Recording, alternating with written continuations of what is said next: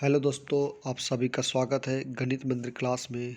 आज हम लोग परसेंटेज में इलेक्शन वोटर्स वैलिड और इनवैलिड पर आधारित सवालों को करेंगे, वो भी मल्टीपल और यूनिट डिजिट कंसेप्ट से।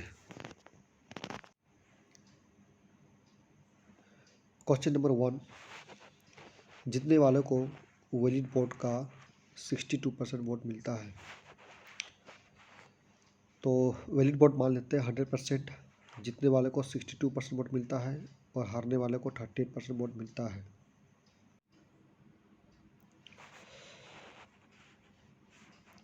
तो डिफरेंस ऑफ वोट्स यहाँ पर गिवन है 1728 वोट्स।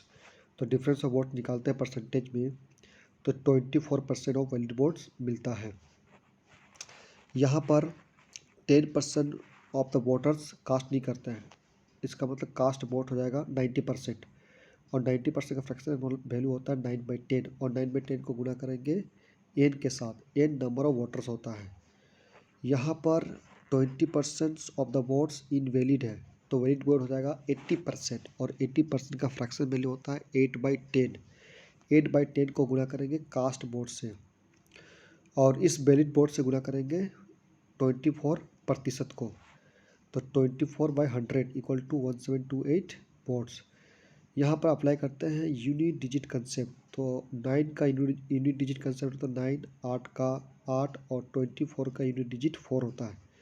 इनको गुना करते हैं तो n इंटू 288, और 288 का यूनिट डिजिट 8 होता है। अब n का ऐसा वैल्यू लेना है कि इस 8 के साथ गुना करने के बाद 1728 में यूनिट डिजिट 8 के बराबर होना चाहिए। ऑप्शन ए में n के वैल्यू 8 लेते हैं और इस 8 के साथ गुना करते हैं तो 64 मिलता है। 64 का यूनिट डिजिट 4 होता है, लेकिन हमें यूनिट डिजिट 8 चाहिए, तो ऑप्शन ए आंसर नहीं होगा। ऑप्शन बी में आते हैं और n के वैल्यू 1 मानते हैं और इस 8 से गुणा करते हैं तो यूनिट डिजिट 8 मिल जाता है। तो आंसर ऑप्शन बी हो जाएगा। आई होप आप यूनिट डिजिट कंसेप्ट को अच्छी तरह समझ गए होंगे। क्वेश्चन नंबर 2, यहाँ पर बोला गया है कि जीतने वाले को वैलिड वोट का 75% वोट मिलता है। तो वैलिड वोट मान लेते हैं 100%। इस 100% में से जीतने वाले को 75% वोट मिलता है और हारने वाले को 25% वोट मिलता है। यहाँ पर डिफरेंस ऑफ वोट्स 1500 वोट्स दिया गया है। तो डिफरेंस ऑफ वोट्स निकालते हैं परसेंटेज में, तो 50% ऑफ वैलिड वोट्स मिलता है। यहाँ 20% वोटर्स जो है कास्ट नहीं करता है वोट को, तो कास्ट करके 80%, और 80% का फ्रैक्शन वैल्यू होता है 8/10। अब 80% को गुना करते हैं n के साथ, और यहाँ पर 600 इन वैलिड वोट है, उनको माइनस कर देंगे कास्ट वोट से, तो वैलिड वोट मिल जाएगा। और वैलिड वोट को गुना करेंगे 50% से, और 50% का फ्रैक्शन वैल्यू होता है 1/2, और equal to difference of votes 1500। अब इनको सिंप्लीफाई करते हैं तो n into 80% equal to 3600 votes मिलता है। 3600 में क्या 9 का मल्टीपल है, हम ऑप्शन में 9 का मल्टीपल चेक करेंगे। ओनली ऑप्शन सी में 9 का मल्टीपल है, तो ऑप्शन सी हो जाएगा answer. Question number 3, 20% of voter did not cast their vote. तो कास्ट वोट हो गए 80%, और यहाँ पे इनवैलिड वोट है 13,500। तो 13,500 कास्ट वोट से माइनस करते हैं तो वैलिड वोट मिल जाता है 80% माइनस 13,500।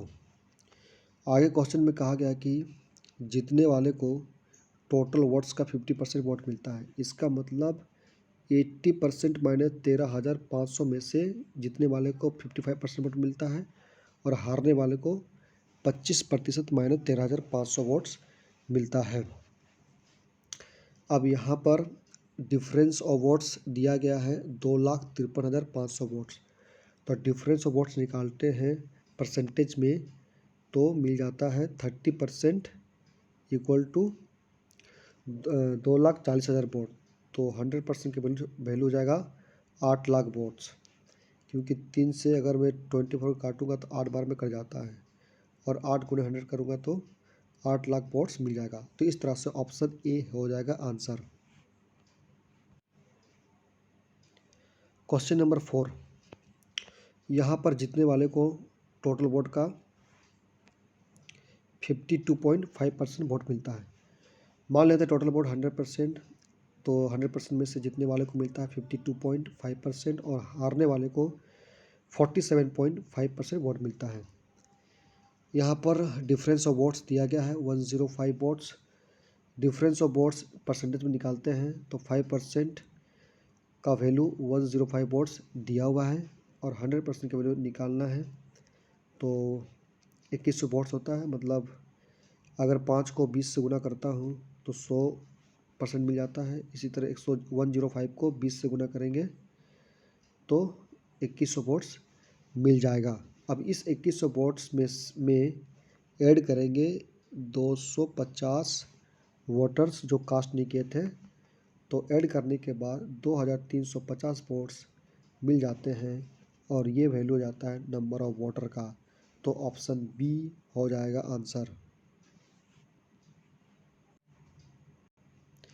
क्वेश्चन नंबर 5, यहाँ पर जीतने वाले को वैलिड वोट का 70% वोट मिलता है। मान लेते हैं वैलिड वोट 100%, 100% में से जीतने वाले को 70% वोट मिलता है और हारने वाले को 30% वोट मिलता है। यहाँ पर डिफरेंस ऑफ वोट्स दिया गया है 9600 वोट्स। तो डिफरेंस ऑफ वोट्स निकालते हैं परसेंटेज में, तो 40% of valid votes equal to 9600 votes. यहाँ पर 20% वोट इनवैलिड है, तो वैलिड वोट कितना हो गया 80%, और 80% को गुना करेंगे n से, और वैलिड वोट को गुना करेंगे 40% को। तो इस तरह से इनको सिंप्लीफाई करते हैं, 4 × 12, तो 3 आना चाहिए ऑप्शन में।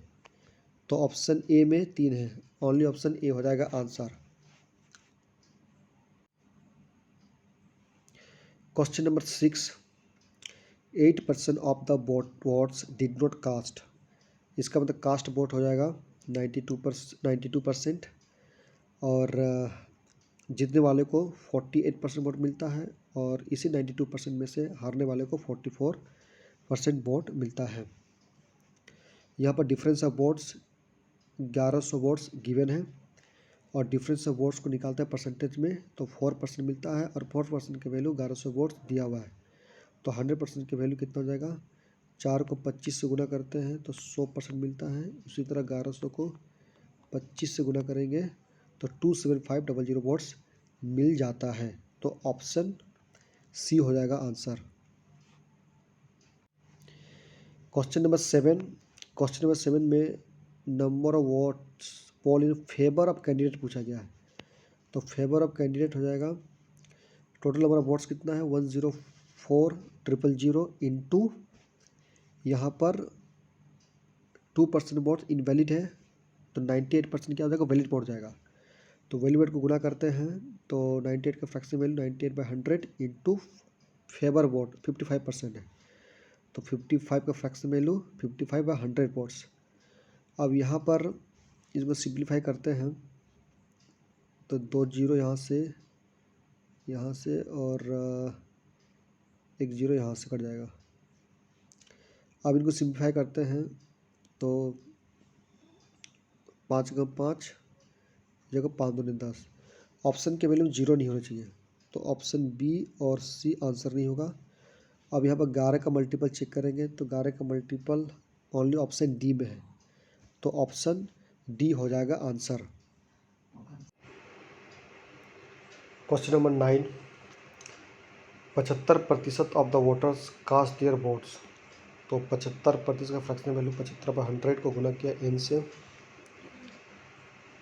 और यहाँ पर 2% वोट इनवैलिड है, तो वैलिड वोट हो जाएगा 98%, और 98% का फ्रैक्शन वैल्यू 98/100 इंटू 75% को लिखेंगे 75/100, और यहाँ पर दिया हुआ है 961 वोट, तो 9261 वोट्स गिवन है।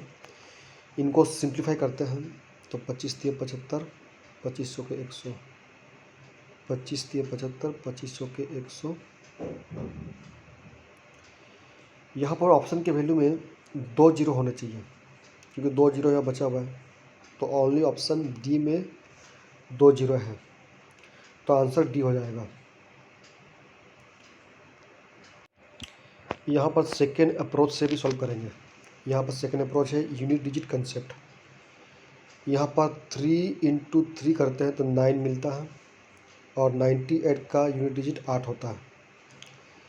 9 × 8 करते हैं तो 72 होता है, और 72 का यूनिट डिजिट 2 होता है, तो n × 2 लिख दिए। इक्वल टू क्या होगा, यहाँ पर 4 × 4 16 होता है, और 9 2 6 1 का यूनिट डिजिट 1 होता है, उनको गुना करेंगे 16 से। अब 16 का यूनिट डिजिट क्या 6 होता है, तो 6 को 1 से गुना करेंगे तो 6 मिल जाएगा। अब n का ऐसा वैल्यू लेना है कि इस 2 के साथ गुना करने के बाद यूनिट डिजिट 6 आना चाहिए, तो ऑप्शन डी में जाते हैं और 168 का यूनिट डिजिट 8 लेते हैं, तो 8 × 2 करते हैं तो 8 × 16 मिलता है, और 16 का यूनिट डिजिट 6 होता है, तो इस तरह से यूनिट डिजिट 6 मिल जाता है, तो ऑप्शन डी हो जाएगा आंसर। अगर वीडियो अच्छी लगी हो तो लाइक शेयर एंड चैनल को सब्सक्राइब करें। Thank you so much.